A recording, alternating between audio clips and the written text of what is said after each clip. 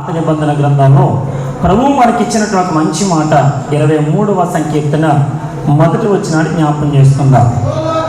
యెహోవా నా కాపరి, నాకు లేమి కలుగదు. పచ్చిక గల చోట్లను ఆయన నన్ను పరుండజేయుచున్నాడు. శాంతికరమైన జలముల యొద్ద నన్ను నడిపించుచున్నాడు. నా ప్రాణమునకు ఆయన సేద తీర్చుచున్నాడు. తన నామమును బట్టి నీతి మార్గములలో నన్ను నడిపించుచున్నాడు.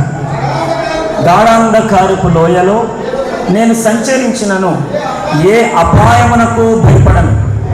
నీవు నాకు తోడయిందు.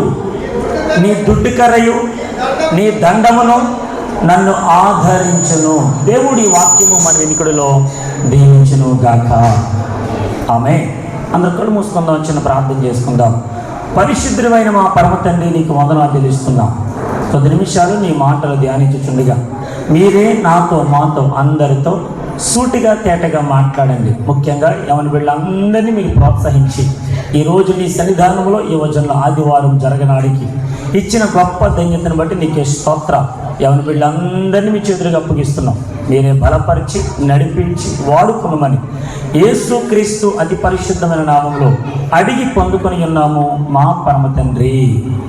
ఆమేన్.